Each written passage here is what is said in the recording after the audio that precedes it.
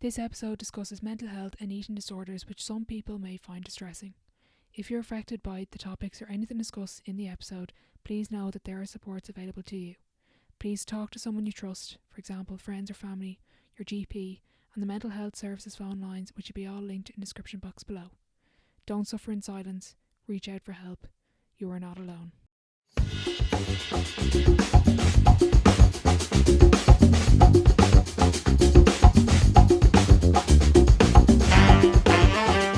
Welcome back to the Sideline Live podcast. You can follow us over on Twitter and Instagram at the Sideline Live. We'd love to hear from you. On episode 61, I am delighted to be joined by former Dublin hurling minor keeper Cormac Ryan. In this episode we discuss mental health, eating disorders, the GAA culture, identity and the RTE documentary in which he took part, Unspoken. I hope you enjoyed the episode.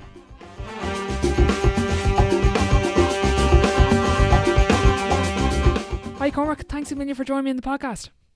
Orla, how are things? Good to be here. Before we get into everything, I like to give the guest a kind of a 30-second elevator pitch intro that they do for themselves.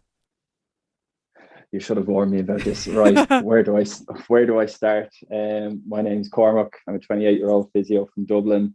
Mainly a kind of GAA and cycling background. I would have played minor in 21 with Dublin back in kind of 2010 to 2014-ish. Then kind of accidentally fell into cycling.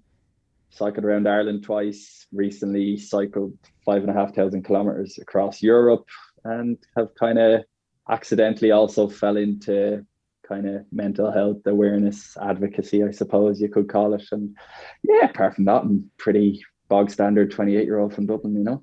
Brilliant. Kind of growing up, who got you involved in GAA and why hurling? Why did that stick out in your mind? Well, my dad's from Mayo, a hurling stronghold, as everyone knows.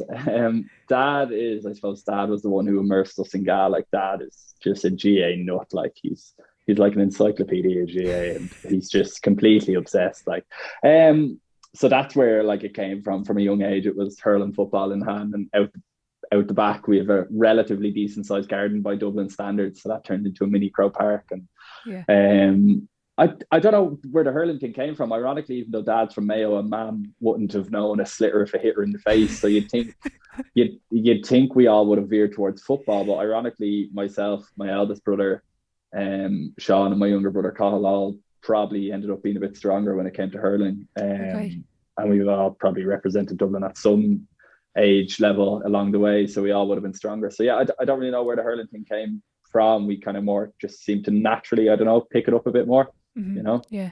What age were you when you started getting involved in Dublin development squads? I was a slightly late bloomer. Like, I would have been sent out at under 13 and 14 and 15, but never really made the cut. I would have been kind of in and out a bit. Under 16 then was kind of when I actually kind of, I suppose, progressed a bit. And that was really because we didn't have a goalkeeper at our age group, and they kind of looked at me and said, well, he's a good hand, he's a good strike, lacking probably about 10 yards of pace. Let's try him in the goal. And it worked out from there. I ended up playing in goal for Dublin at 16s, and it just kind of I accidentally ended up being a goalkeeper for a few years. Yeah. So but yeah, no, I didn't quit at outfield.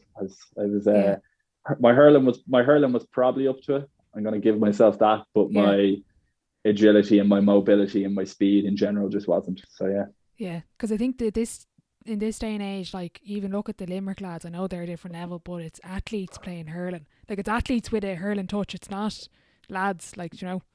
Yeah, the conditioning has just gone to, like, you look at the Limerick hurlers or the Tyrone footballers or any of them, like, conditioning has just gone to a whole new level. Like, and the Limerick team especially, like, they are just monsters of men. Like, absolute beasts. But yeah, no, it's gone to a crazy, like, it's professional in every sense. They're amateurs, but it's professional in everything but kind of actual money, I suppose. Out of interest, if there's any particular young players listening, I always try to provide a little bit of advice for them. Let's say for the late bloomers, like you described yourself, what advice would you give anyone listening that isn't making those underage teams? What would you say to them? I'd remind them that what happens at under 12, under 14, under 16, even as far as minor, doesn't really matter. And there are countless examples of people who, if you just stick at it, ended up making it. And like, it doesn't, like, obviously there's major examples, the likes, there's well documented ones like Bernard Brogan and Fenton and these lads, but even like the likes of Mick Fitzsimons, as far as I know, didn't make a county minor team and was a pretty bog standard cornerback on his Coola minor football team. And then all of a sudden, looking at him, he's probably become Mr. Consistency for Dublin for the past 10, 12 years. It's just, if people continue and keep honing their skills and keep working at it through 12, 14, 16, even 18, even if they're getting knockbacks, what then eventually happens is the drop-off rate is so great that if you keep applying yourself, and people improve at different rates and different paces. If you keep applying yourself, you never know what could happen. And there's countless examples of it. So yeah, I would even say not to take everything with a pinch of salt that happens at 12, 14, 16, because I guarantee you the fella who's dominating a club game or a county game at 14 may not even be playing 4 or 5 or 6 years later. Or if he is still, he'll be way back with the rest of the pack. So yeah, keep at it. Brilliant. There was a tweet you had up, I think it was it under 16 or minor, and there was a goal, there was a picture of a goal being, you know the one I'm on about. Don't do this to me. Yeah, I was just gonna the ball went into the back of the net and it was in the paper, and you described all the lads slagging you, and I just want to kind of talk to you a little bit about, technically I'm media, let's say, and the media and the general public, I guess we don't really hold back when we're criticising players about their performances. You have done your research. Jesus Christ. That photo was from a Dublin North Colleges game. So it was, I was playing for the Dublin North Colleges, and we were playing Westmeath in a Leinster Schools Championship game up in DCU. It was actually a pretty solid team. There was a lot of lads who went on to do very well in their GAA careers. Kieran Kilkenny would have been playing that day, Emma O'Keneally, Paul Winters, Conor McHugh, and high ball came in the first half. I was kind of backpedaling, misjudged it, put the hand up, missed it with my hand. It came down off the crossbar, bounced behind the line, but somehow managed to come back out. I picked it up, cleared it away, and the game went on. And then there was a bit of a furore. The ref blew it up, and there was an argument between the two umpires. One was Dublin, one was Westmeath. And anyway, goal wasn't given, and I think we won by 2 points. Oh, so you actually won the game? Yeah, we won the game by 2 or 1. The goal would have mattered. And I remember the following Tuesday in the Herald, one of the lads came back in after lunch with the newspaper, and he just put it on the desk in front of me, wetting himself laughing, being like, "You're a little cheat, Rhino, you're a little cheat." And my heart sank. And you know what? As lighthearted as it was for all the lads, and as much as whoever printed it in the paper probably didn't think anything of it, it absolutely destroyed me. Okay. Completely destroyed me. And as much as I managed to keep my position in goal for the Dublin Minors that year, and we got to an All Ireland final, from that very moment on, I was a slightly different player. Right. Yeah, absolutely destroyed my confidence. And it was ironic, because the one thing you would have said about me as a keeper, you might have said he's not that agile, he might be able to save the ball down in the corner. But the one thing you would have said about me was he's exceptionally safe under a high ball. Right. And I would have been at the time. And then that just little thing in my mind, constantly there, every high ball from that moment on, a little thing in the back of my mind. Yeah. And it didn't become a massive problem. Look, I played all the way up to an All Ireland final that year and didn't make any mistakes under dropping balls or anything like that. But it definitely was there. And then after I got sick a while after the All Ireland final, it definitely became more exacerbated. So it definitely taught me a lesson in terms of what we say about players, what is written about them in papers, what's written about them in forums, what's said about them in interviews. It's very easy to forget that although the lads playing in Crow Park in the height of the summer might appear like gladiators when you're sitting in the stands, they're very much human, you know? Yeah, exactly. Do you think that goal kind of was that first bit? I suppose you were only new to goalkeeping. You were probably only in there about a year or two. And was that the first kind of big mistake? The self-doubt starts to kind of creep in at that point? Yeah, that was the first. That would have been the first big mistake I made in goal, or the first one that really affected me. Obviously, when you're playing goal, like there's balls that you maybe should have got there, you should have saved, but that was the first big one that dented my confidence, and it really did dent my confidence. And once that doubt creeps in, particularly as a goalkeeper, I think. Yeah, like the reality is, as a goalie, like so much of it is mental. Like if you're playing at that level, if you're playing at a county level or a colleges level or a Fitzgibbon Cup level, you, in terms of technical ability and the basics of the game, you wouldn't be at that level if you couldn't do them. So therefore, what stops you doing them? What makes you make a mistake if you miss a first touch of your hand, or you drop a ball out of your hand, or you don't save a shot that you should have saved? Chances are it's mental. Yeah. Whether it's concentration, lack of concentration, doubt, something. It's all upstairs as a keeper. Like having this insane confidence in yourself is so important.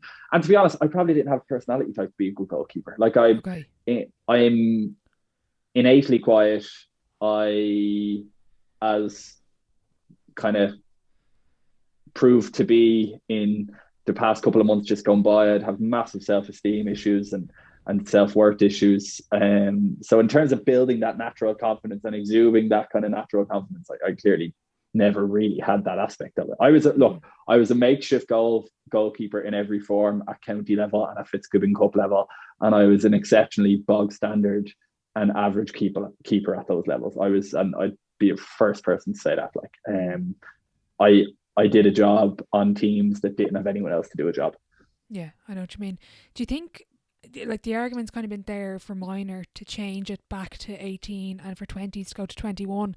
And I know Jason Sherlock was talking about this. I can't remember when I did direct subject. I could have been off the ball, but he was saying that we put kids on a pedestal at quite a young age in the GAA, and I'm pretty sure it was him now, but they were saying about removing the All Ireland finals from Croke Park at minor, which I kind of agree with, and I would see 20s more as a kind of a lead up to the final. Do you think maybe in the GAA we put a lot of pressure on kids at under 16, minor, even 20? Senior is another topic, but that we put this like pedestal, and for example, if a goal goes in, the bigger the pedestal, the harder the fall. What do you make of that? Yeah, like I completely agree. Like I will admit and hold my hands up, I'd be quite strong on this. And some people would say I'm on one end of the extreme when it comes to this. But like, I despair when I see some of the, can I curse, Orla? Go ahead. Yeah, it's all right. Sorry, ma'am. When I see some of the bullshit that goes on at underage county and club level, like the pressure that is put on young lads by people who are over these teams, who don't have the emotional intelligence to realize what this environment and what it all should really be about. Mm-hmm. Like, a dead giveaway for me is if you ever hear a manager of an underage team or a selector or a coach talk about the group as my team. Oh, it's my team. I'm doing this with them. We're doing this. Like, you're a facilitator. That's all you are. You are a facilitator and a guardian in a sense, and someone who should be looking out for these kids, not bigging up an under 15 club game so much, or even an under 15 county game so much, that young lads are coming out riddled with anxiety and nerves, afraid to make a mistake and afraid to express themselves.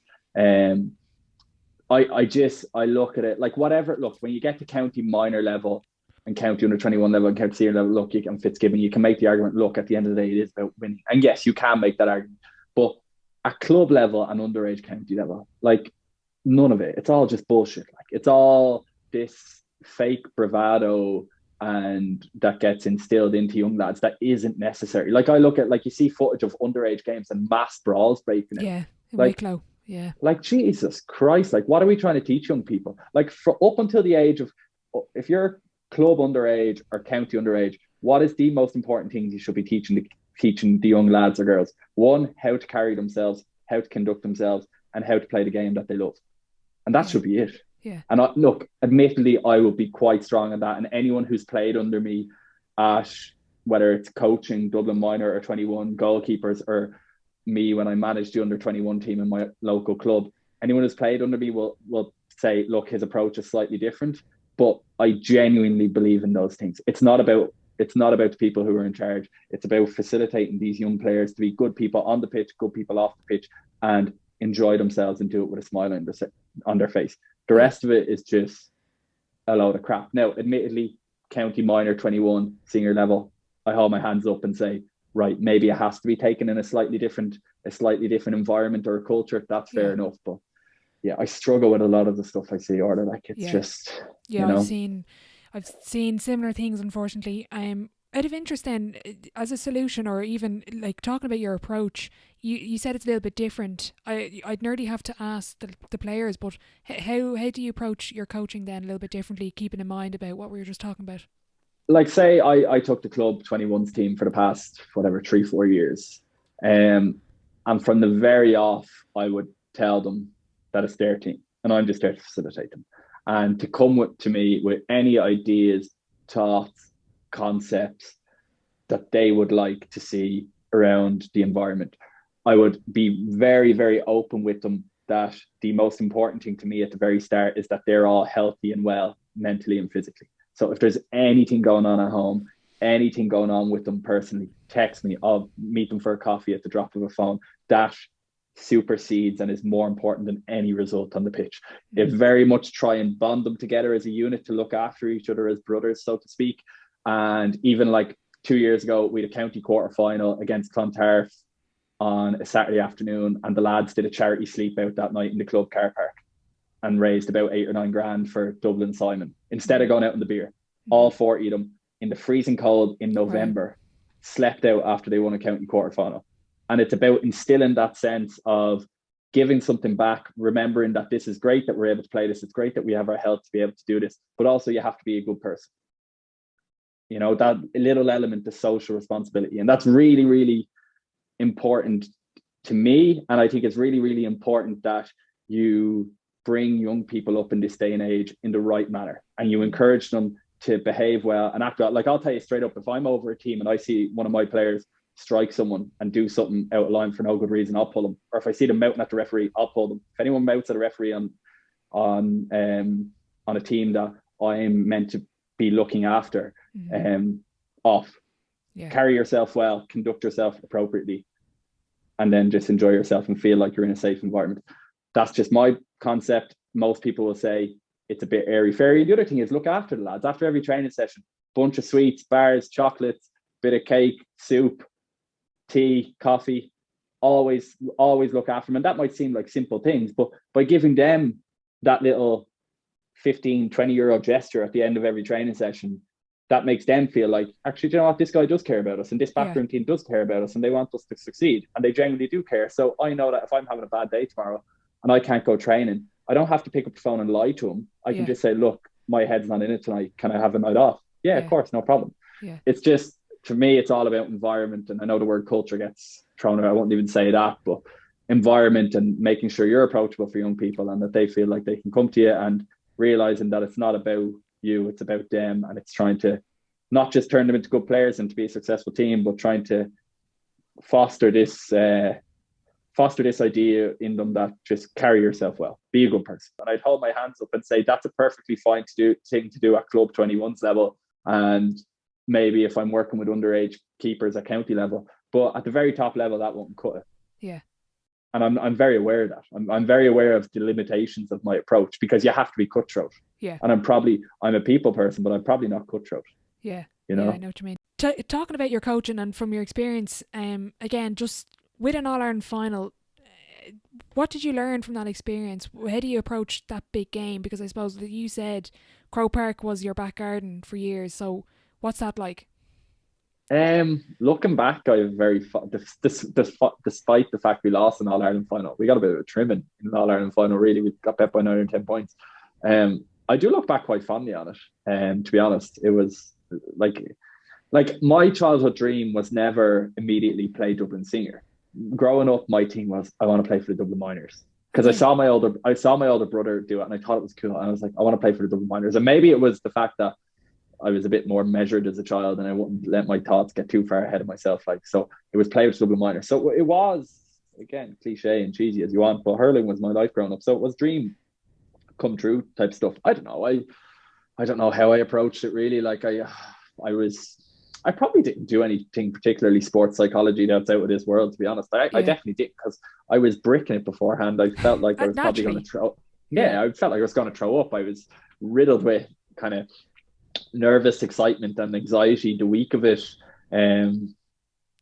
I don't think sports psychology was much of a thing for 18-year-olds in 2011. No, I don't know. Did I enjoy it? I probably didn't particularly enjoy it because I was so concerned about making a mistake, because it was such a big deal. But I look back on it quite fondly. But no, my approach. I had a pizza and 2 bags of jellies the night beforehand, so I don't think my approach was.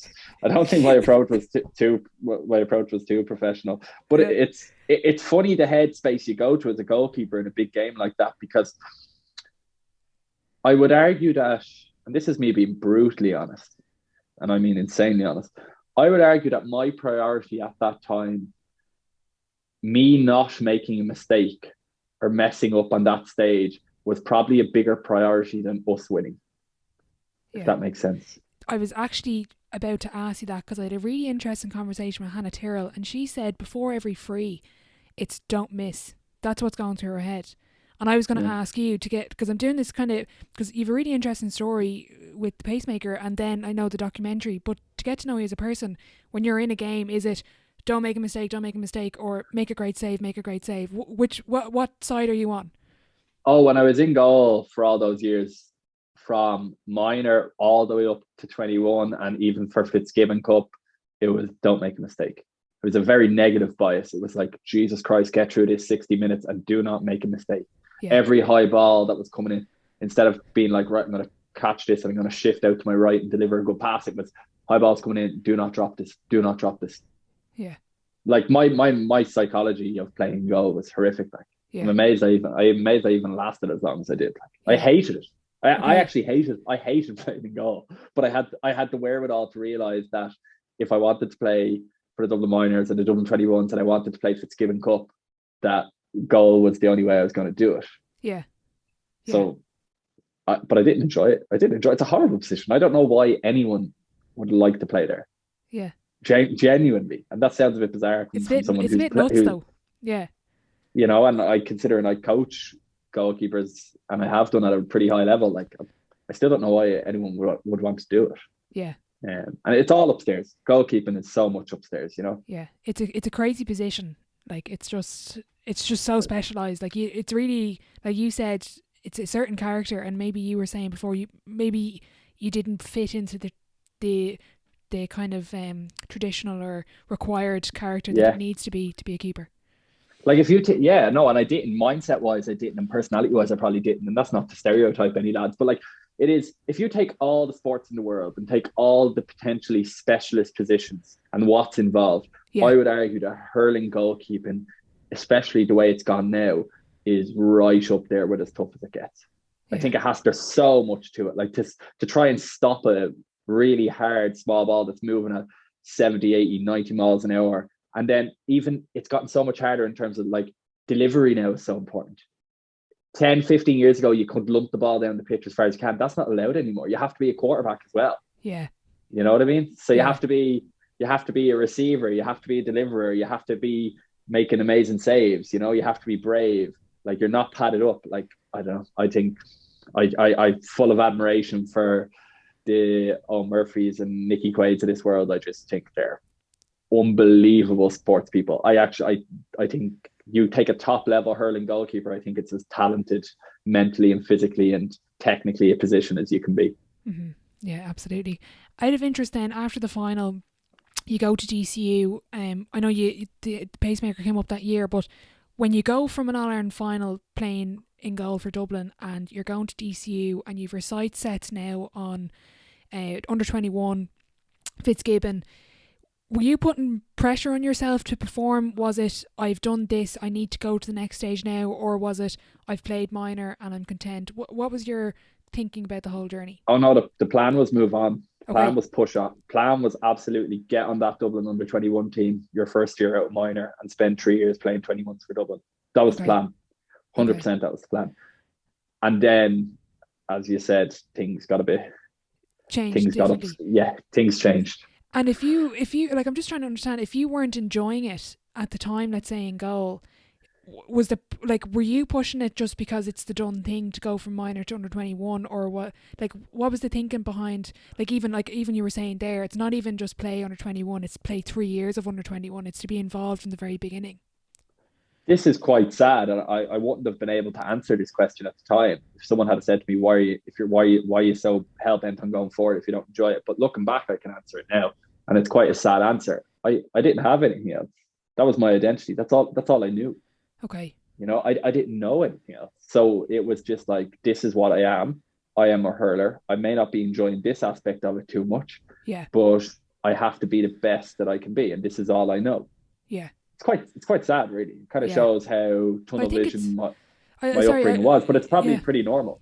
I was just about to say, I think unfortunately that's a reality for a lot of kids who have played intercounty. It's football or hurling or camogie or ladies football is my life, and it's who I am. I'm Orla, and I'm not even Orla, I'm a footballer. I'm a hurler.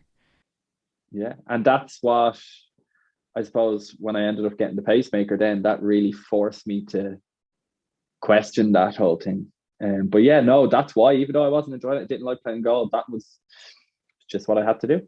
Yeah. Press on. So talk us through the pacemaker. So it was, everything had gone perfectly up to the point, All Ireland final, pushing for under 21s, you're going to college, you have your sights set, and you were playing, was it a football match you were playing? Playing a county semi-final football game out in Tala. It was in the October, so the All Ireland final had only been about 6 weeks previous, and I got very faint and dizzy on the pitch. Got chest pain, couldn't breathe, started hyperventilating, didn't really know what was wrong. Got brought to Tala Hospital. They sent me home, told me I was fine. Time went on. We kind of got to Christmas and January, and pre-season training was starting then. And basically twice more during pre-season, anytime I really exerted myself, I started getting breathless, chest pains, dizzy spells. And we kind of knew there was something not right here. Now, I'm quite a bad asthmatic. I have to take steroids for my asthma. So that will be in the background. So we were like, it must be the asthma. There's something gone wrong. Needs a new steroid, needs a new inhaler, whatever. But my dad had seen it happen, and he just got some sort of weird, I don't know, sixth sense call it, being like, there's something not right here. And he pressed my doctor to get tests done on my heart, even though the doctors were saying it's not his heart, but they checked my heart.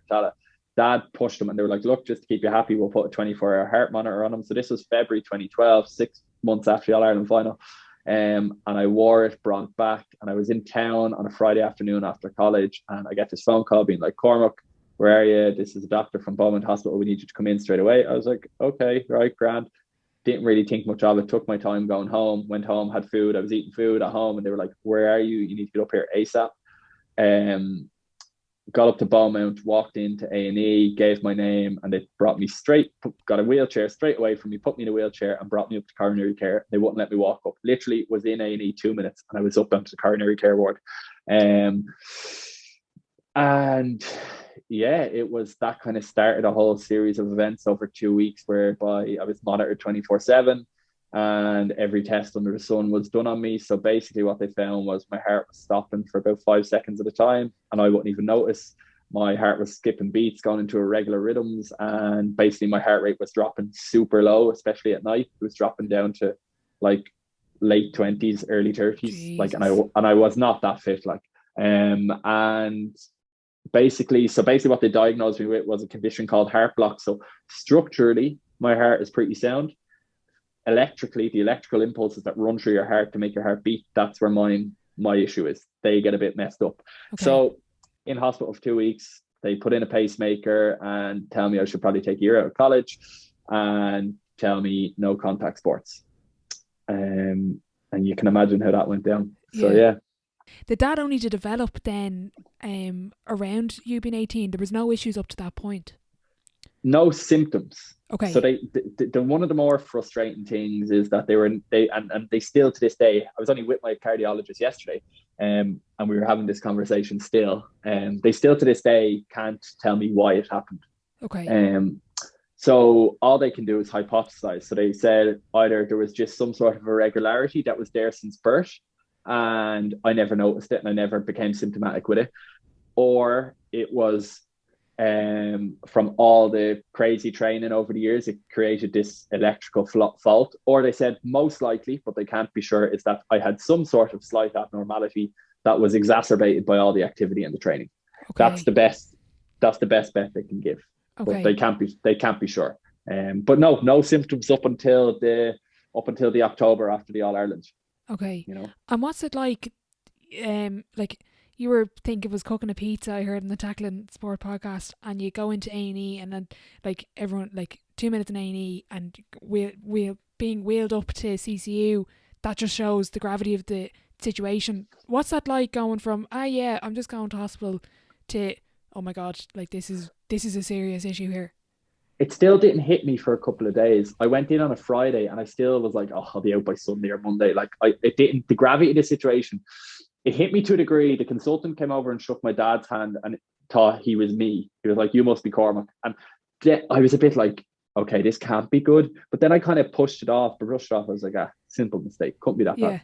And I thought I'd be out by the Monday. And then it was only the Monday or the Tuesday, the seriousness of the situation kind of hit me when they started mentioning a pacemaker. Okay. They were like, we don't know yet, but maybe. And then I was like, oh shit, this is serious. Yeah. And then that's when my world started crumbling, I suppose. Yeah. And they said no contact sports. Yeah, specifically the one of the cardiologists was like, no contact sports, pacemakers and contact sports, too dangerous. And then there was the day they said that to me, I was devastated. I Yeah. was traumatized. Still, probably to this day, still one of the moments that are like one of the worst moments ever in my life. I'd say I was just in terms of emotion and how visceral it became. I honestly thought like I keeled over nearly. Yeah. But eventually, then there was a whole conversation that went on kind of behind my back that I probably didn't realize was going on. My parents were like to the doctors, like, "Look, you take sport away from this kid, like he will crumble." Yeah. So the cardiologist reluctantly agreed to kind of meet me halfway. So pacemaker actually got implanted a good bit deeper. So usually they just slip it under, Okay. yeah, usually they just slip it under the skin, but they put it in underneath my pec muscles and kind of said, look, go away and try to build that area up a bit. And then I have to wear a protective guard, which is basically like just like a kind of a skin or an Under Armour top that has a little pocket and a little plate goes in to protect the area. Okay. So that was the agreement we came to. And look, thankfully, I got back playing with Dublin and my club and Fitzgibbon Cup, and I've never had any bother with it. So Wow. I was very, very lucky, because there aren't that many, there aren't an awful lot of people with pacemakers still playing hurling football. So yeah. Yeah. Absolutely. That's like that. As you were saying before, like your identity was hurling, so to go to that conversation was obviously very difficult. But the fact that he met you halfway, like fair play to him. What's it like then going back to sport? I know, or you took a bit of time off college, was it? Yeah, took a year out. What was the thinking behind that? Your parents kind of pushed you for that more than I think it was you, was it?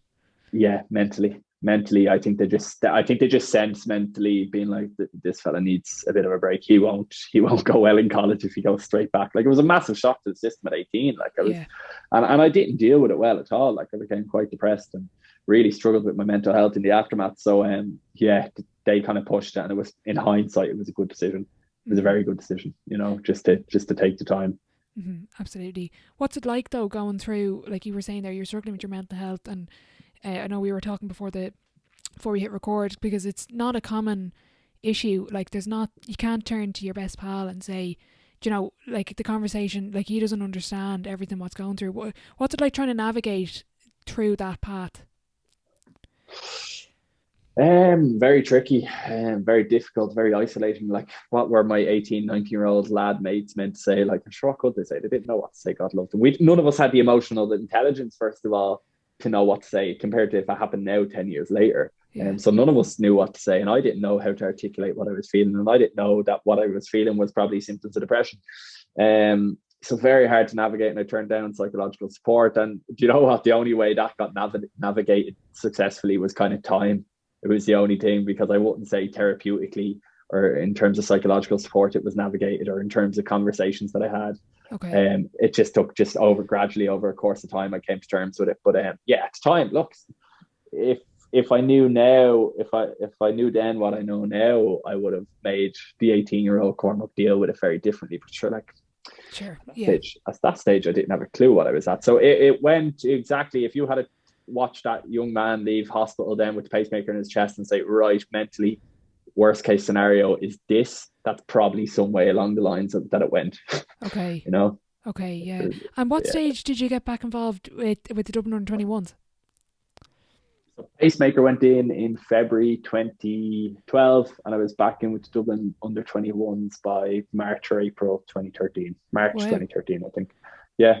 And was that under? It wasn't under Joe that year. He was the following year, was it? Yeah. Shea Boland was 2013, and Joe Fortune was 2014. And what's it like going back into that squad, going in with the lads? Like, they all obviously probably knew that what was going on, and kind of going back. Did you ever, like, in the hospital bed, I guess, when they said no contact sports, you didn't think you'd ever get back to that point, and then you did? Yeah, no, and to be honest, it's kind of what we went back to earlier about identity and stuff. Once I got back at 2013 level, and even though I never started another championship game for Dublin, once I got back at 2013 level and I had a number 16 jersey on me down in Parnell Park on championship day in 2013, once I got to that moment, hurling wise, I was pretty content. Really? Okay. Like, yeah. Like, don't get me wrong, I stayed playing because it's the game I love. But in terms of achievement, that was pretty much me. Like, I was, and I played the following year under 21 as well, and I played Fitzgibbon Cup. But in terms of county or high level, elite level hurling, being able, the way I looked at it was, I was like, right, I have this pacemaker. I'm not meant to be able to play contact sports. We're gonna do it. Get me back playing at under 21 level with Dublin and get a jersey on my back on a championship day in Parnell Park or wherever, and I'll take it as a win and be happy with what I've done. And that's kind of what happened. Yeah. And look, you could look at that as defeatist, or you could look at that as a whole different sort of ways, or some people would say fair play to you. But at that stage, my relationship with hurling had probably slightly changed, and I just kind of wanted to prove that you could get back from something like that. And once I did, I was kind of like, right, that's fine. Yeah, it was kind of like this inner peace that was like, yeah, I did what I was going to do, and I'm kind of... to a degree. To a degree. No, I still played the following year. I much more thoroughly enjoyed the following year. But as I said earlier, I wasn't the same keeper after the pacemaker, and I had kind of made my peace with it, you know. Mm-hmm. Joe had quite an influence on you the following year. Yeah, so like when I did get back playing, I know I said, all I wanted to do was get back playing, but when I did get back playing with the 21s, it was a shit show. Like, my confidence and self-worth and self-esteem was gone to shit, and I was terrified of playing in goal, because it really, obviously you have to have confidence playing in goal, and my confidence really suffered to the point where in 2013 I missed a lot of challenge games and training sessions. I'd just ring Shay and I'd be like, Shay, I'm not feeling well, but like really I wasn't feeling mentally well, but I'd tell him something was up physically, and I kind of took the piss a bit that year, but anyway, I got away with it. But then the following year, as I said, I got the jersey back on my back, and I kind of made peace with it then, and I actually tried not to play in 2014, and I was kind of happy enough with my decision. I was like, I don't enjoy this anymore. It's just stressful. I was having panic attacks at the thought of playing in goal. It's just like, this isn't for me. And I rang up, first I rang Emer Dignam, who would have been the selector on that team, and Emer would have been kind of a mentor to me over the years. I would have known her for a few years, and I rang her up and I said, look, this isn't for me. And I think she probably sensed that there was a bit more at play, and then kind of rang Joe, and Joe gave me a call as manager, and he said, look, I hear you're not playing. I need goalkeepers. Like, I need 2 or 3 high quality goalkeepers I'd like to have in the panel. And I think he got a sense that something was up, and he kind of, within the space of 15, 20 minutes, as much as I was trying to pawn him off and be like, look, I don't want to play for you, blah, blah, blah, I think he sensed that there was something more at play. This wasn't just someone who didn't like the game. It was someone who was having massive confidence issues and was having panic attacks playing goal. And I eventually opened up to him and told him all that, and told him that I was still struggling day to day in my own head. And he made me a promise on the phone that day. He was like, look, if you come back in with us we'll take it very easy on you. We'll get you the help you need. We'll put the arm around your shoulder and we'll build you back up, and I'll get you back to a position where you're much more confident and where we sort out the stuff that's going on in your head as well. And I have to give it to him. That's what him and Emer and Dwayne did. They were very, probably unusually so for a county setup, arm around the shoulder, looked after me, would check in on me every day, text, how's today? Will I see you at training tonight? Do you feel up for doing 20 minutes in the goal tonight? No problem. If not, like all this stuff. And I don't know how they did it, but they built me back up. And by the end of that year, I was actually relatively confident playing in goal. And I wouldn't say I was anxiety free, but I was way, way more confident than I was. And it was fun because we ended up getting to a Leinster final that year. And I'm glad in hindsight that I did that year, because it was the last year when you're with the lads that you've played hurling with the whole time growing up. Yeah. And there's a nice bond there before lads stop playing with Dublin or before lads go on to senior. So that, and it would have been a shame to miss that. And like, they're all lads that I would have been very close to, because we got to an All Ireland final together and we had success at minor together. So yeah, no, Joe Fortune, all three of them, Joe Fortune and Emer and Dwayne, had a massive, massive influence on me. And even now, 7 years later, I'm still extremely close to them. I chat to Joe pretty much every day. Every day when I was off cycling across Europe, there'd be voice messages to him back. Same with Emer and Dwayne. Like, they're just three people who I've never been in a county setup like theirs.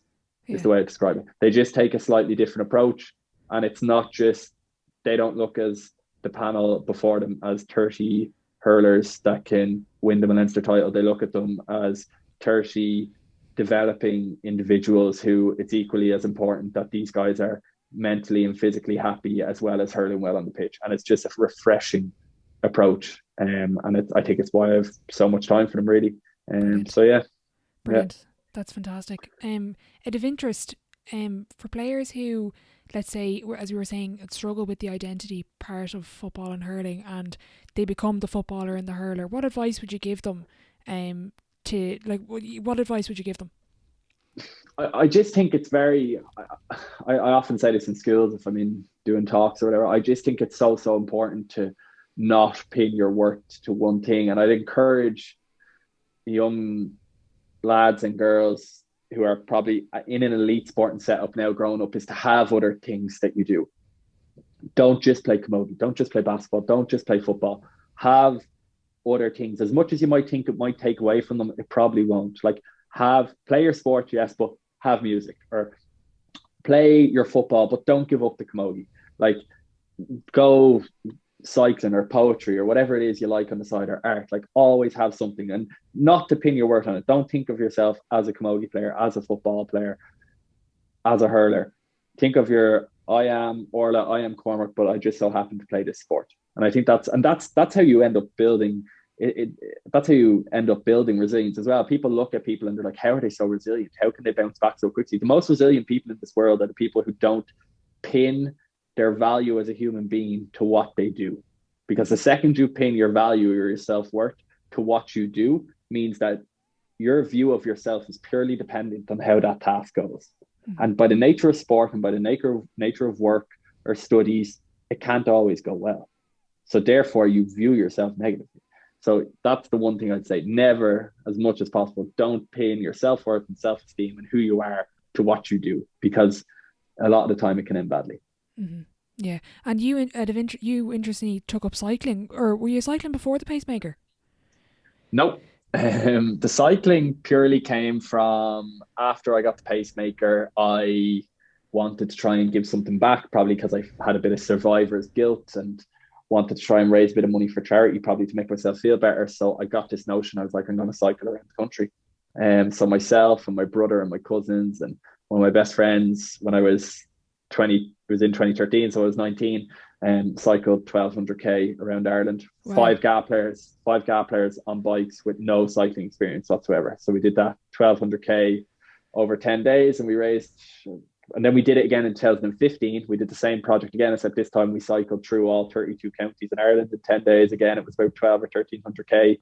And we raised about 60 grand altogether between the two of them. Wow. So accidentally fell into cycling, purely accidentally. Got sick, wanted to do a bit of charity work, said, oh, what can we do to raise a bit of money? Let's cycle around Ireland.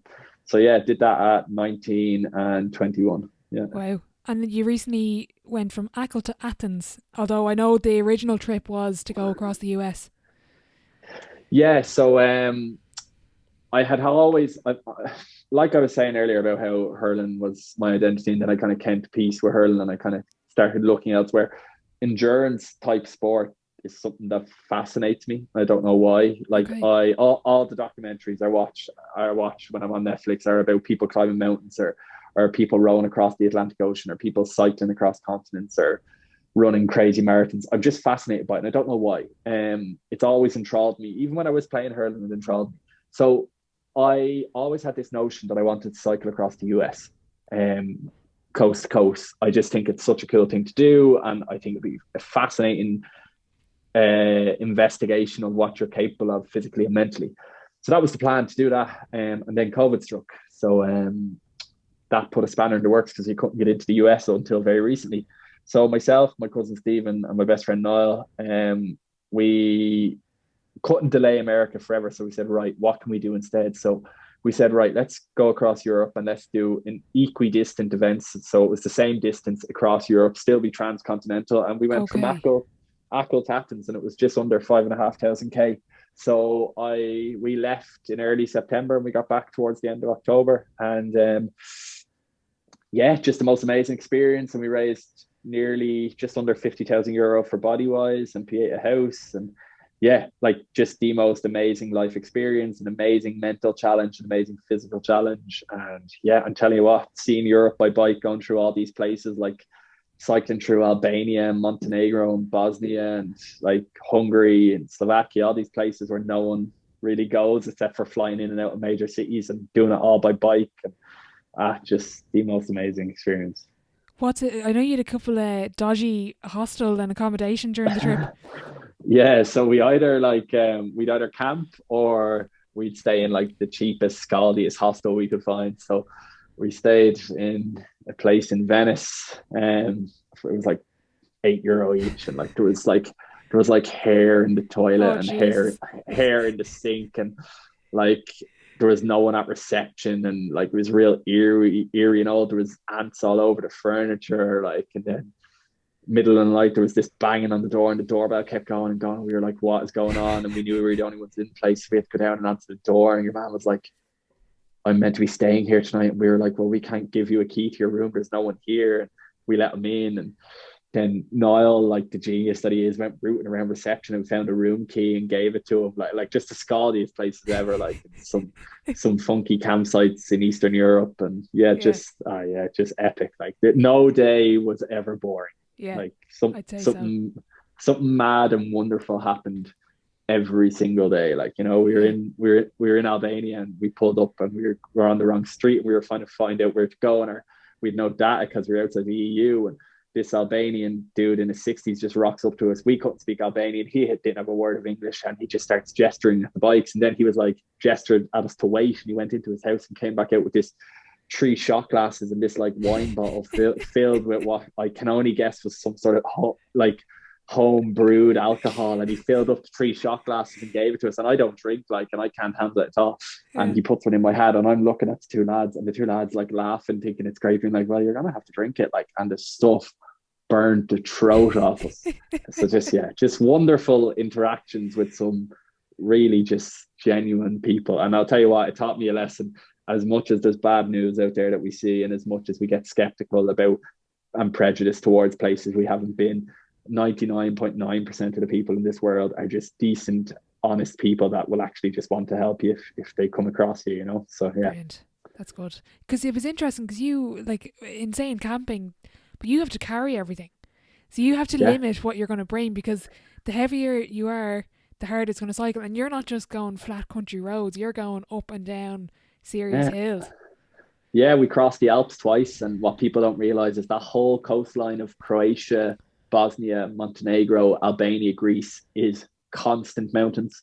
Like, we had about 40,000 meters of elevation gain, which, if anyone cycling, any cycling head is listening, they'll know what that means. And we were self-supported, which was the hardest part. So every bit of food, water, clothing, spare tubes, spare parts, tools, everything, food, everything we wanted to bring, we had to carry. Clothes, tent, sleeping bag, sleeping mat. We had to carry everything. So we had about 15 kilos of gear. So like it wasn't like we were cycling super light road bikes all over Europe, but they were big gravel bikes with loaded with gear. And that added to the challenge. And we had to climb them up over the Alps twice. And like, but it was fun. It Yeah. was great. And do you know what? There's a freedom with that. Yeah. You could stop where you wanted, pop up a little makeshift home with your tent wherever you wanted.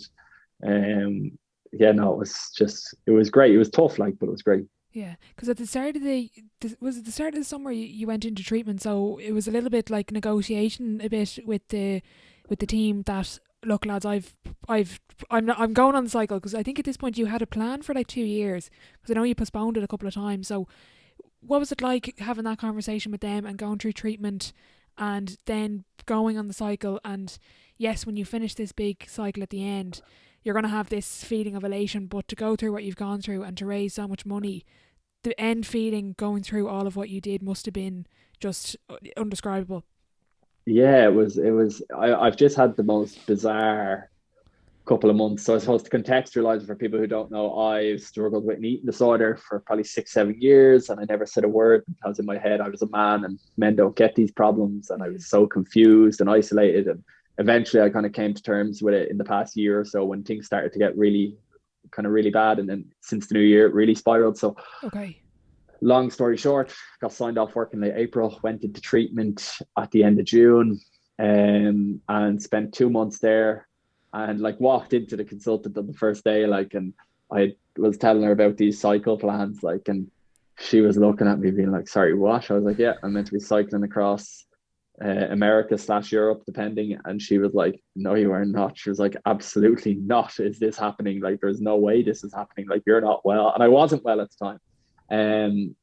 And then luckily, thankfully, I spent 8 weeks there, and 8 weeks really working on myself and really digging down to the core of the eating disorder, and where my relationship with food and myself had broken down. And look, at the end of the 8 weeks, they gave me their blessing. Now I still, and 10 days later after leaving treatment for the eating disorder, I went and cycled across Europe. And now I still have to check in with my psychologist every 2 weeks while I was away, and my dietitian every 2 weeks while I was away, just to keep on top of things and keep me in check. But yeah, like, it was just the most, very hard to process. One, getting a diagnosis that you're a man with an eating disorder when you've thought for so long that that didn't exist.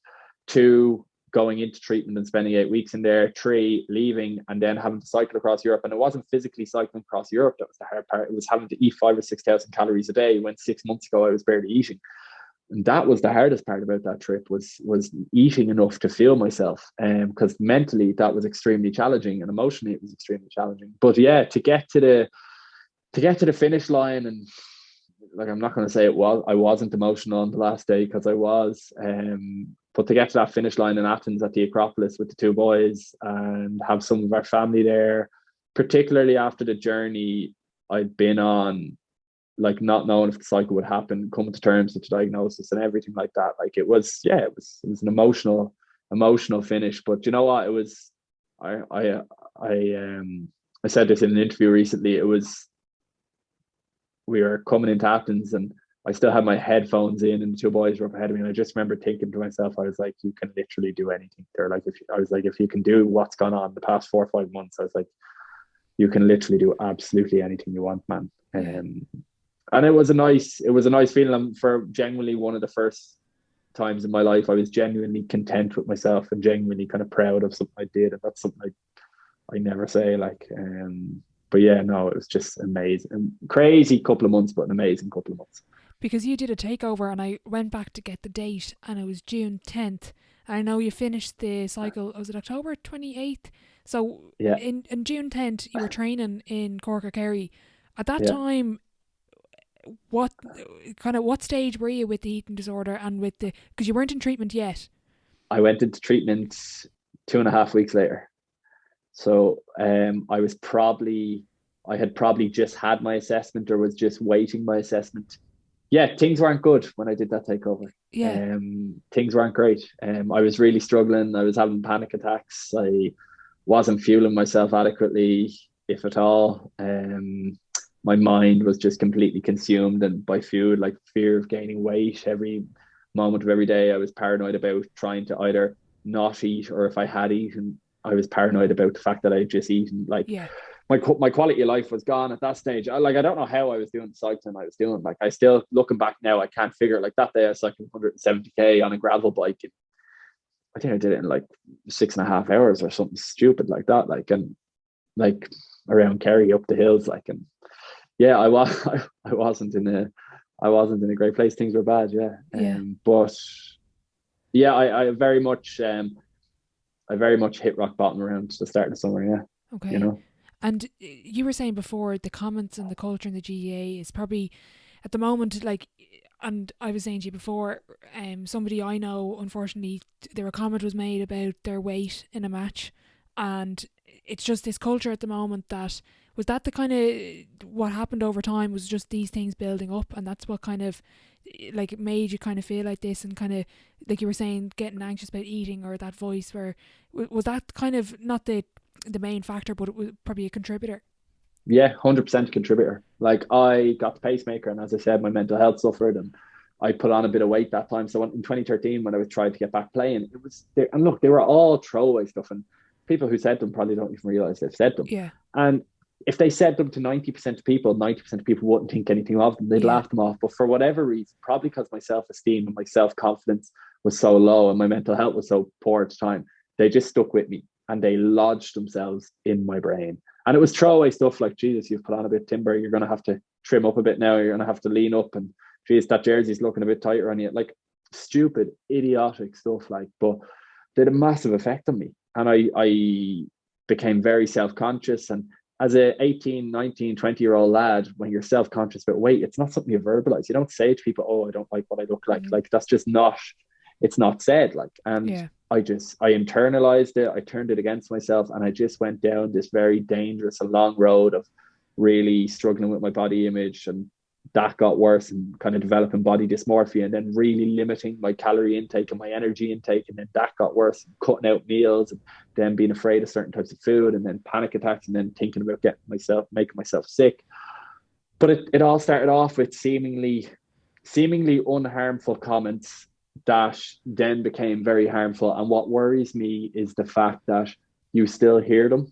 Yeah. And again, like I said earlier, I admit that I'm probably on the further end of the spectrum on this in terms of my beliefs around this, but I just still think the GAA has an issue with this masculine, kind of this toxic masculinity culture and environment that doesn't exist on all teams, but exists on a lot of teams and in a lot of dressing rooms, whereby it's made with the bravado and the bullshit that goes on, it's made very difficult for people to be in any way vulnerable if stuff is going on, or if stuff is going on with them, it doesn't help the situation.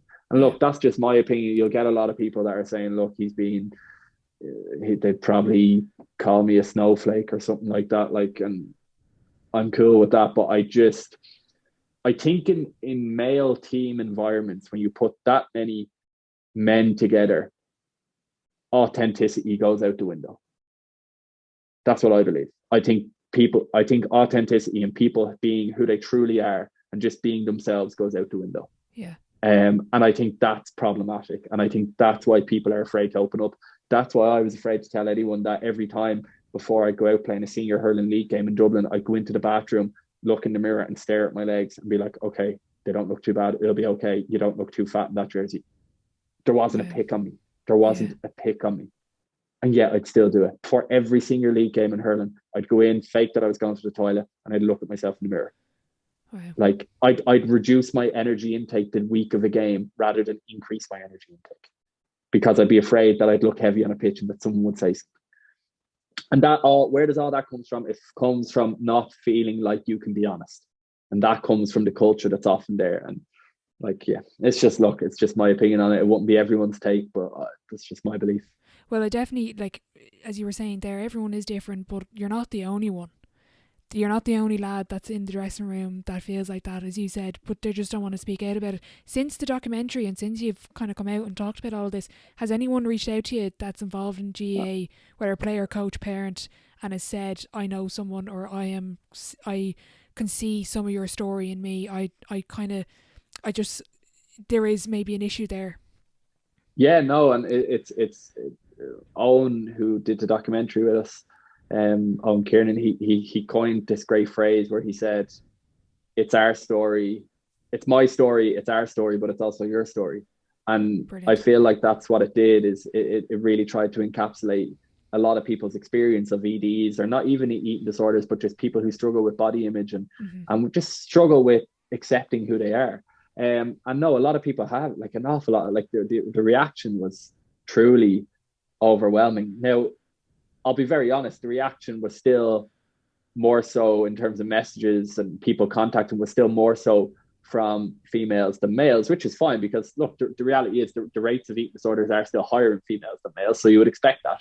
Mm-hmm. But an awful lot of lads reached out and said, "Yeah, look, thanks for saying that. I get what you're saying about that GAA environment, and I've struggled with it too." And that was really nice and reassuring. And even the fact that it's allowed some men to feel like they can talk about it, has been really, really powerful. And I'm under no doubt it's made a big difference because it was such a stigmatized topic, and it still is, really, in a way. But we've shown that it is out there. It does exist. There are men with eating disorders.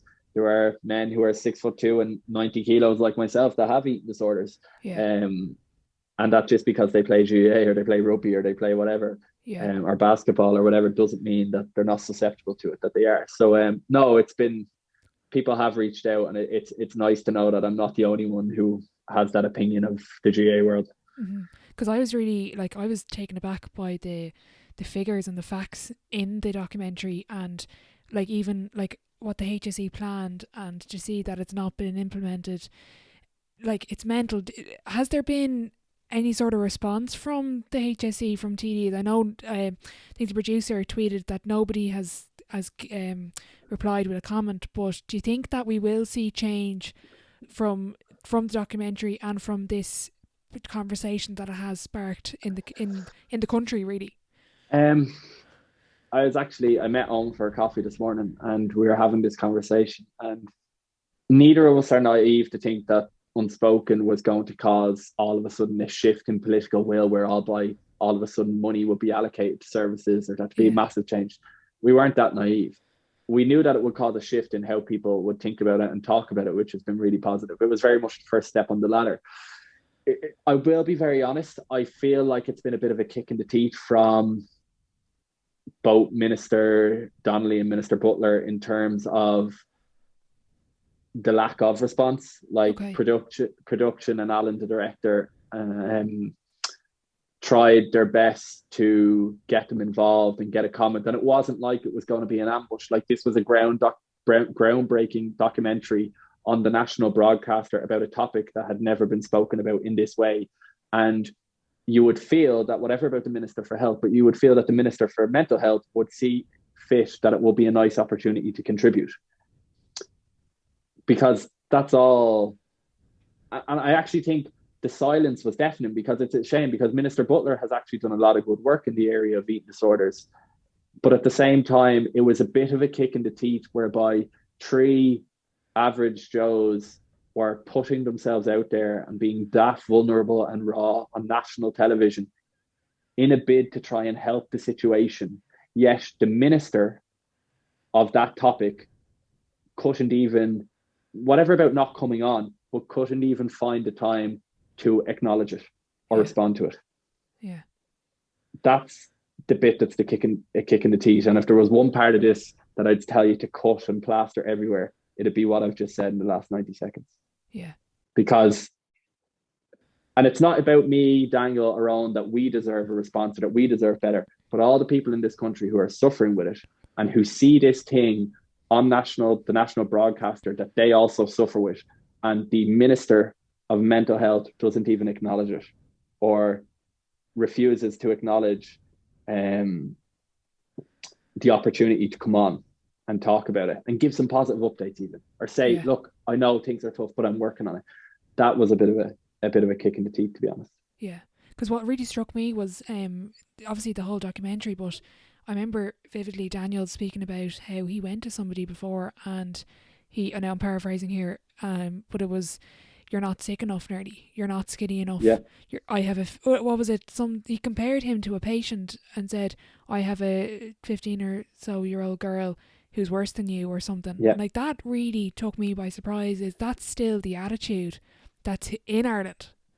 Yeah, and look, I think in fairness to most therapists that work with eating disorders, I think that experience is probably an outlier. I think most therapists would be tuned in enough to not say such a thing. Mm-hmm. But what it does show is just that the reality is, they say, like, the big thing with eating disorders is they try and tell us all when we're seeking help that you are sick enough, come forward, please reach out for help, because whatever tricks your mind is playing on you, you are sick enough and you do deserve to get better.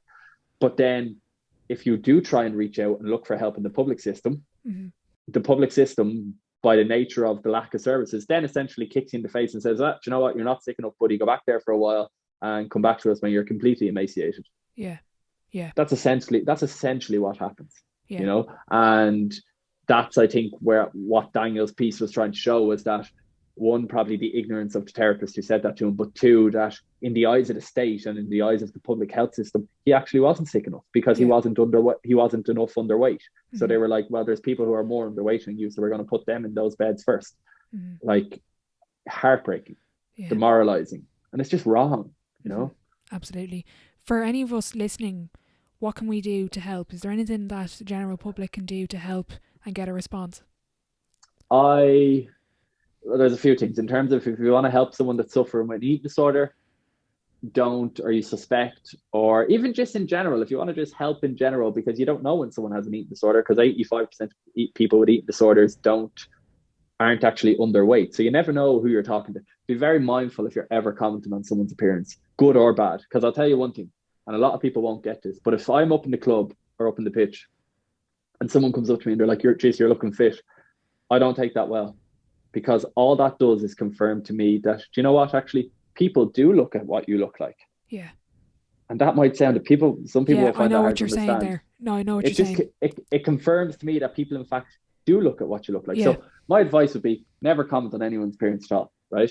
And in terms of what people can do to help, the sad part is, as much as I would want to say, write to your local TDs and lobby your local TDs and politicians, like Daniel has tried to do that and he hasn't got much. I don't think he's even got a response from a lot of them. And that's not to say don't do it. Jesus Christ, if anyone is willing to take the time to write to a local TD or politician about eating disorder services and the lack of, do it. But just in a general sense, I just think we still need to just keep opening up the conversation, because unfortunately, I think that's still the stage we're at. It's still so stigmatized that opening up the conversation and just trying to be as sympathetic towards people, because you might not be able to empathize.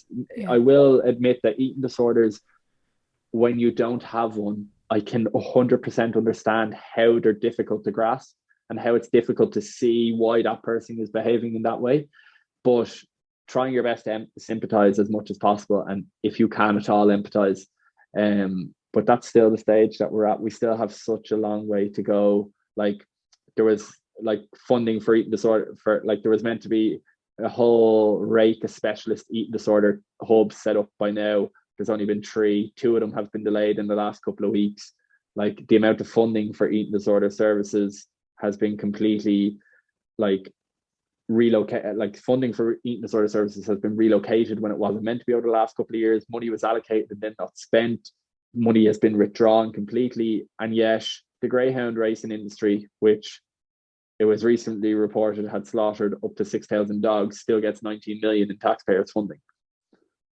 Now, I admit it probably sounds like I'm on a bit of a crusade here, but it's hard not to get frustrated when you have, not even me, because I wouldn't say I was necessarily failed by the public system, because I never went into it because I knew there wasn't any point. But I have very close friends now that I've grown extremely close to in the last year, who have been failed by the state and the public health system because they didn't get the care that they deserved or required. And then they were forced to go down an extremely, extremely expensive private healthcare route that can only cater for so many people. Yeah. Yeah, that is the reality, unfortunately. In the GAA sense of things, because I'm a player, I'm a coach, and maybe a lot of people listening are involved in sport, what can we do? Like, even you were saying there, don't comment on people's people's appearance. But is there anything we can do as in a small association, let's say, it's not that small, but in a controlled association, what can we do to stop the comments, to stop all of this that's contributing to a very toxic, like even for example, I don't know about what you think, but I would disagree with the tight fit jersey. I just think it's a bit mental to have this extremely tight fit jersey on. Like I know it probably started around 2013, I want to say, even 20, maybe even later. Was it 2016 that everyone started going to tight fit? Clubs probably, yeah. County probably already had them, but clubs, yeah, probably started then. Yeah, which I think is a bit mental. Yeah, no, I agree with you. Like the amount of times we'd be up training or like it'd be before a game, the amount of lads who I've heard say, "Oh, I hate wearing these things." Yeah.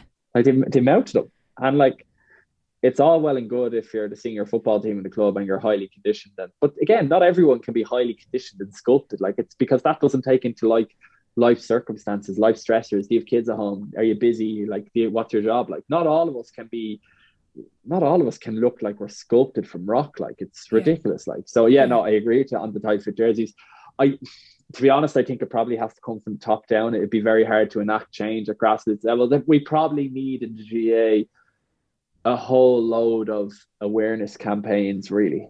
Okay. You know, from the top down, led by the organisation and led down through county boards and kind of welfare officers into clubs. And but it's a very difficult change, like, you know. And look, I'm well aware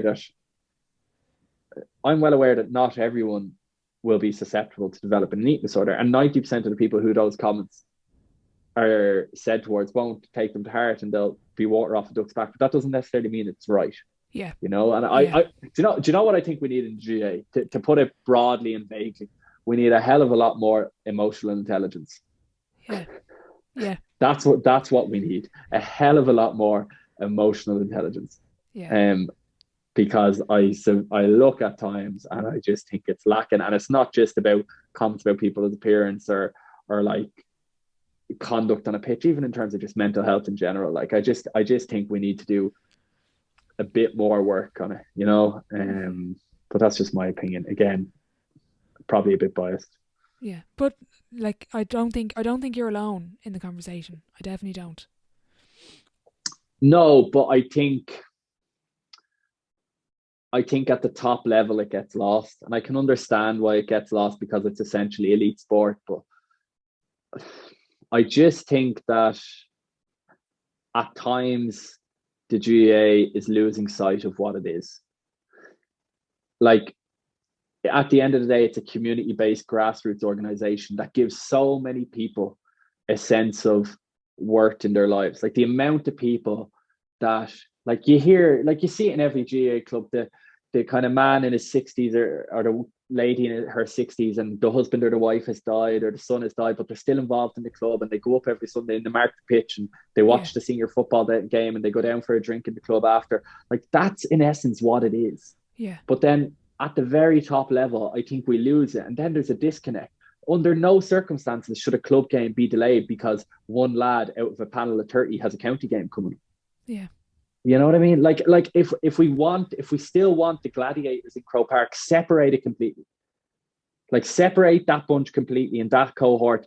And obviously there's practicalities here that I'm not thinking about, but to maintain what the GAA is truly about, if you're at that elite level and you can get to that elite level, well, then you're a separate entity. You're a Dublin player, or you're a Mayo player, or you're a Kerry player, and pay them and look after them and let them be the professional athletes, but keep it separate to the grassroots.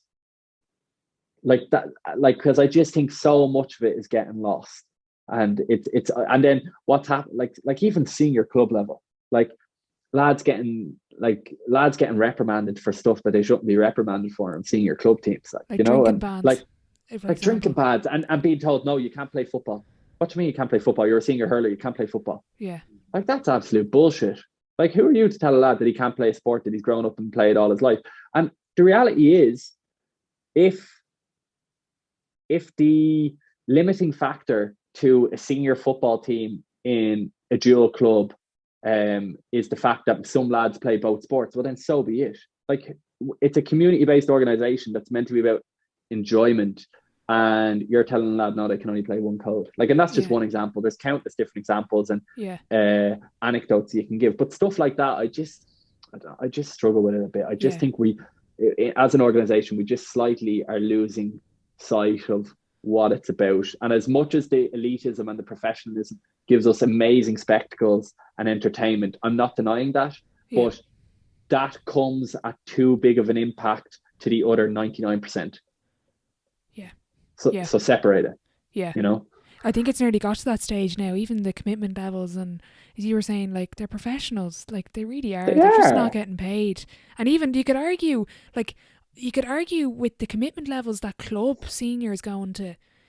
It's now like kind of going out of hand a little bit from what the things I'm hearing. Now, some of it could be rumours, but I don't think it's far off what's actually happening. Oh no, it's not. Like the top senior clubs that are competing for championships in their own respective counties are probably at a level that county teams were at 10 or 15 years ago. Yeah.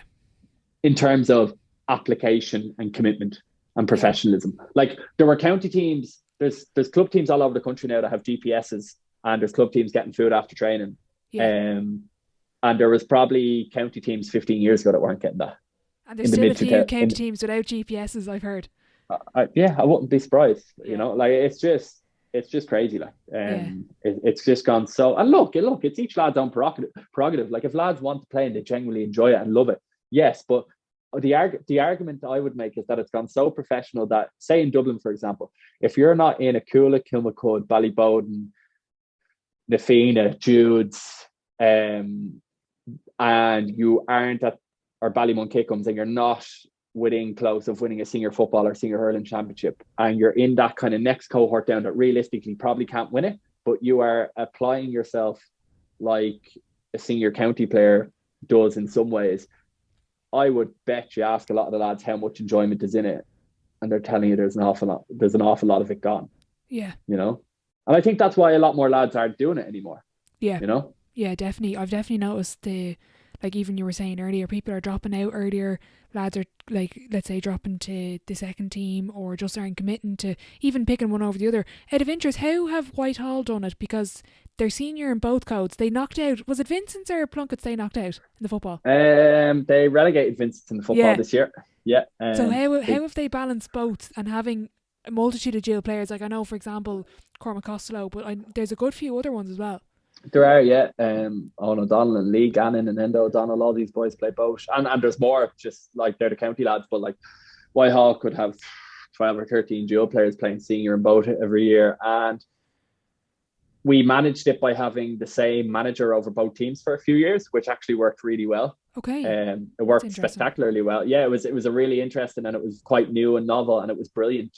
So we had the same manager over both teams, and then two separate coaches, and it was brilliant because there was no tug of war then between the managers about players.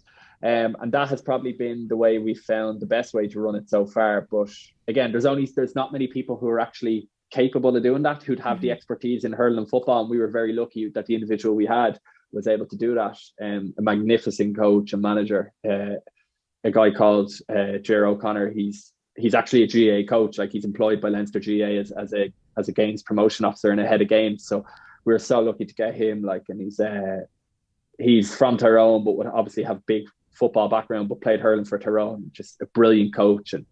And he did that for 3 or 4 years with us, and it was just amazing. And that was unbelievably refreshing. But yeah, in Whitehall, you're not forced to pick. Now, some lads, look, there'd be conversations you'd hear. Some lads would feel quite strongly that you should be forced to pick. And I would be different. I'd be of the opinion that if the limiting factor in the senior hurling team or senior football team winning a senior hurling or football championship is the fact that we have dual players, well then so be it. If lads only want to play one, so be it. But I don't think at club level ever a player should be told, no, you're not allowed to do that. In my opinion, that's just wrong. And again, you're losing sight then of what the GAA is. So no, we manage it. We have a lot of dual players. It's difficult. I'm not going to say it doesn't hold back both codes at different stages, but I don't know. I guess it's about what do you want more. You know, and I think it's just right to let lads play what they want to play. Yeah, exactly. It was slightly off topic, but it does still come back to letting lads do what they want. You put up an Instagram post, I think it was last month. So It'd be 672 months left. The director said action the moment you were born, and this movie can't last forever. So what's the plan for the next 672 months or so? You're giving me extra months, Orla. 600, 600, Oh, am I? 637. Sorry. 637. I'll take the extra months though. What's the next plan? I'll be honest, I kind of tend to have lofty dreams and ambitions, and as cheesy as that may sound, I genuinely believe that. Like, I'm acutely aware that we don't get to stay on this planet forever, and the last thing I ever want to do is regret not doing things or be on my deathbed and be like, I wish I did this and I wish I did that. And the reason I genuinely believe why most people don't do things in life is because, one, they're afraid to be their true self, and they're afraid of what people will think of them. They're afraid of absconding from society's expectations of a normal 22 or a normal 28-year-old lad or girl. So I genuinely believe you just have to do the things you want to do, and that there's no harm from putting yourself out there, and that failure doesn't exist. Failure is not actually a thing. You try something and you don't get the exact desired outcome, you're still further along than where you were before you tried. Failure doesn't exist. Failure is just a word that doesn't, it's not a thing. People just think that it's a thing. But anyway, what's next? The whole idea of cycling across the US is still very much in my mind. It's been an ambition I've had for years. And I'm toying with that at the moment. So we'll see. By next summer, if I'm chatting to you, I may have cycled across the US. I don't quite know yet. I'll still play a bit of junior football and hurling for Whitehall, Columkill. I don't know if senior will ever come back on the radar again. I don't think it will be healthy for me with the eating disorder. I think I've become too paranoid about my body composition and the kind of relationship that has with performance. Ultimately, I think endurance kind of cycling and running will probably be the direction I'll head, but I don't think it will be racing. Like, I don't think I'll ever get into timed triathlons maybe, or trying to get my 10K or half marathon down as low as I can, or trying to get my pace. Like, I've ditched the Garmin, I've ditched the Strava. Okay. I just do it for enjoyment. Like, I think I'll do some crazy challenges. Like, I think I'll try and do Malin to Mizzen in 24 hours at some point. Wow. Like, stuff like that. I'd love to get into some like mountain running and stuff like that. But yeah, we'll see. What do you think, after all you've done, and you've, like, what I wanted to talk to you about, and why I focus so much on you as an individual, maybe at hurling and younger, was to get an idea of the sense of who you were. What do you think is going to be your legacy when you stop cycling, when you're not involved with GAA? What do you think is going to be that kind of lasting impact that you've made? A very good friend of mine sent me a text. I think it was the last day of the cycle. It was the morning of the last day of the cycle, or the night before the last day. And he sent me this quote, and it was that the things you do for yourself isn't your legacy. Your true legacy is the things you do for others. And it really resonated with me, because I think it's so true. And I genuinely believe it's an important way to approach life. I don't know, legacy, the word legacy makes me feel a bit uncomfortable, because it makes me kind of sound like I'm some sort of thing that I'm not. I'm just an average person who does just average things that he likes to do. I'd like to hope that over the last 10 years, between the cycling and talking about stuff and being open and honest, I'd just like to hope that I've had a genuine impact on a few people's lives. And if I was in a car crash tomorrow and a few people could go to my parents and say, he made a difference to my life, then all the other bullshit about achievements and master's degrees and achievements on a hurling pitch and awards and all that shit doesn't really matter, because none of it matters. It's all bullshit. So yeah, if I died tomorrow and a few people could rock up to the house and tell my parents that I made an impact on their life, I'd take that, Because that was, because I was reading online, I think it was director or producer tweeted it, or you talked about it, was originally, did you say no to it, to the documentary? I didn't say a flat out no, but I needed a bit of time to think about it, because I had literally been signed off work 3 or 4 days, and then the phone call came through being like, oh, we've got funding for this thing. We'd love you to be involved. And at this stage, I was in the thick of it. Like I was a shell of a human. I was so broken, so confused. And all of a sudden they want to put cameras in front of me. And I didn't even have a diagnosis at this stage. I hadn't even met the consultant. Okay. I was still trying to figure out what direction to go. So yeah, I was hesitant at the start, more so because I was like, I don't know if I'll be able to do this. Yeah. Okay. You know? And then there, I suppose, after a bit of chatting, there was just this realization that maybe this is fate and maybe our paths have crossed at this time for a reason. And then it kind of felt like there was a bit of an onus, you know. Alan said to me in the aftermath, Alan's the director, in the aftermath, he has said to me that like he could have spent years looking to try and find a male who has an eating disorder, who had just hit rock bottom, and who was willing to let a camera crew follow them through treatment. He said he could spend years trying to find that and never find it. Yeah. And when I realized that that's actually what I was, it kind of felt then like there was an onus on me just to do it, because I was aware of how impactful it could be. Yeah. And that's genuine. And I know that sounds a bit fluffy and like I'm playing the martyr, but it was genuine. My dad is, I immediately told my other half and my mother, and they were like, no, you can't, like you're not well, there's no way. And my dad be pretty old school, west of Ireland, like typical, fairly stereotypical, like and he didn't say anything at the time. And then he piped up as the conversation was going on. He just said to me one line, he just said, would this have helped you?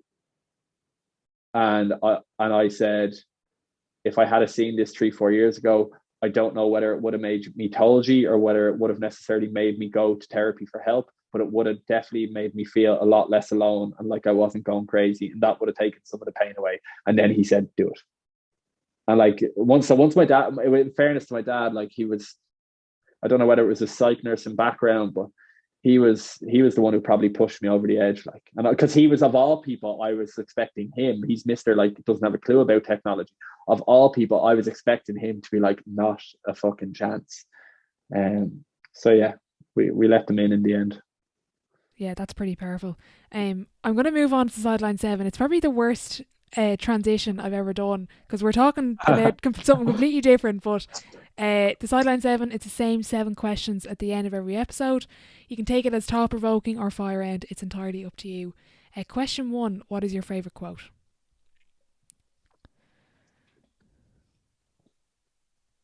Oh Jesus, what is my favourite quote? Are you a big quotes fan? I guess.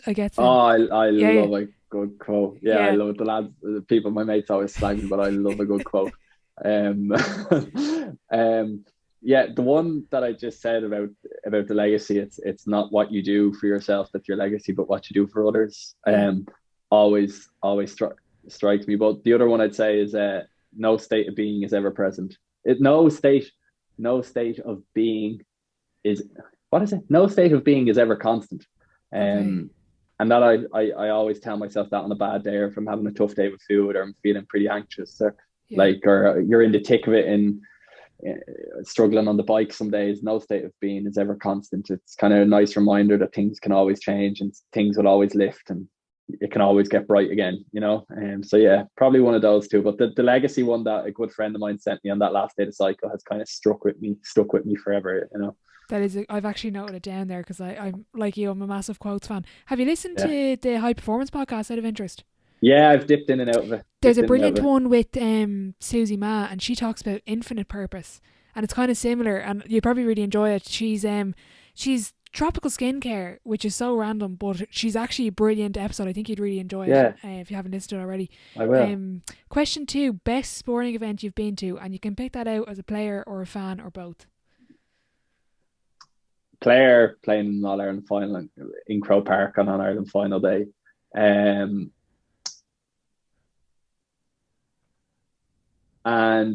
fan, went to a Steelers game in Heinz Field when I was in the States. That was pretty cool. Yeah. Just to see a full Heinz Field. Or I went to a Major League Baseball game in Pittsburgh as well, in the Pittsburgh Pirates home stadium, which is it's an exceptionally cool baseball stadium. Probably yeah, I'd say Heinz Field for a Steelers game was pretty cool. When I was on internship, got to work as a athletic therapist in a few kind of college football games. They were pretty cool too. Just seeing a different sport that up close and personal was pretty cool. Yeah. So one of them. Brilliant. Biggest setback or challenge so far in your career?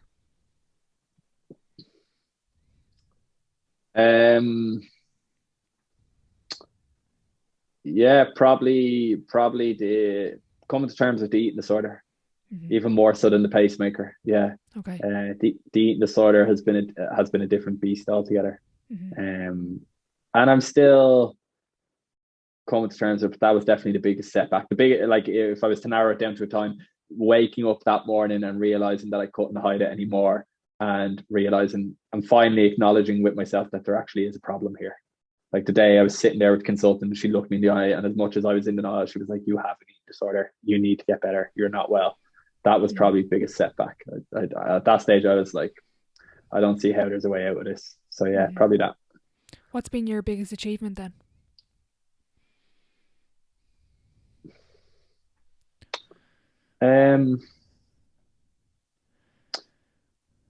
I struggle with achievement because I did struggle with achievement, and not so much anymore. I don't know if I don't know. People would tell you what your biggest achievement is varied in different things. There's two that stand out to me. One, or maybe more what I'm most proud of. I'm very proud of the fact that over the last 10 years, through not just my cycling endeavours, but my cousin Stephen, my best friend Niall, and everyone else who's been involved over the years, that we've raised over €100,000 for various charities. I'm extremely proud of that. And I actually think my biggest purely achievement, was leaving to cycle across Europe 10 days after leaving treatment for an eating disorder, doing the cycle, and coming back within 0.1 of a kilo of the weight I was when I left. Now, that mightn't sound like a big deal to a lot of people. They're like, you just have to eat. But when I had to, given that I had to eat 5,000 or 6,000 calories a day, considering 3-4 months previous, I wasn't eating, to get through, no one will understand this unless they've had an eating disorder, but the mental turmoil of having to eat that much every day while I was away was insane. And to come back and be within 0.1 of a kilo of my weight, that's probably genuinely, all the other stuff that I've done, that's probably my biggest achievement. Wow. That's phenomenal. A bit left field, admittedly. No, but that's an achievement in itself. Looking back, what advice would you give your 18-year-old self? And just to paint the picture, this is probably pre-pacemaker. If I was looking to my 18-year-old self pre-pacemaker, accept that bad things will happen in life. And that's not, again, this is one of those things where people will it depends on what sort of person you are. You'll either look at that in a negative sense or a positive sense. Some people will look at that negatively, but I've discussed this with my psychologist several times. When you get given the gift of life, which is what this is, we're all here, we're all so lucky to be here. When you get given that gift, the one trade-off is, or the one price you have to pay, is that inevitably, unfortunately, bad things will happen. We're all going to lose loved ones. We're all going to have setbacks, and we're all going to have people we love taken away from us too soon or get sick. But if you can accept that now in this very moment and realize that, look, that's just something that the small price that we have to pay to get this great gift of life, it makes those things a hell of a lot easier to deal with and process when they come along. So I was at 18-year-old me, I was like, oh no, nothing bad happens. I'm too good for anything bad happen to me. I don't deserve, why do bad things happen to good people? I don't deserve this. If I had have mentally prepared myself that, look, setbacks will happen and that's okay, and they're going to come along, I think I would have dealt with the rough periods in those first few years after I got sick a lot better. Yeah. So yeah, it's some people will think that's morbid. I think it's quite an enlightening realization. Who would be your dream dinner guest and why? And you can invite a few people if you want. You can make it a dinner party.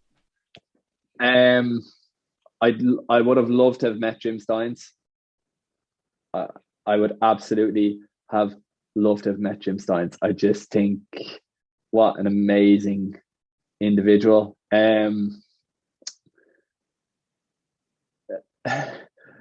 Tony Griffin is pretty cool to me. The bloke went and cycled across Canada and played GAA, and again just took a bit of a different direction with his life. Very, very cool. And do you know who I'm fascinated by? I'm absolutely fascinated by Ronan O'Gara. Okay. Yeah. I just think he's so, like, I just love listening to his interviews. Yeah, he's very good on off the ball. I really enjoy listening to him there. Yeah, I thoroughly enjoy listening to him. I just think some of the stuff he comes out with is just crazy. But yeah, probably Jim Steins was the first one that sprung to mind. If I didn't even have to think about him, he'd probably be number one. Brilliant. Final question before I let you go, because I think we started chatting 2 hours ago, but if your life was a book, what chapter would this be called? Acceptance. Brilliant. Cormac, that was amazing. Very best of luck with everything going forward, with the trip that might potentially happen or might not, and I really appreciate your time. Cheers, Arthur. Take it easy. A massive thank you to Cormac for coming on to discuss his story. Again, if you were affected by anything discussed in the episode, please know that there are supports available and there are phone lines linked in the description box below. If you are enjoying the podcast, I'd really appreciate if you could leave a rating and a review, which is now available on Spotify and Apple Podcasts. Be sure to check out thesidelinelive.com for more content. Thanks as always for listening, and I'll catch you in the next one.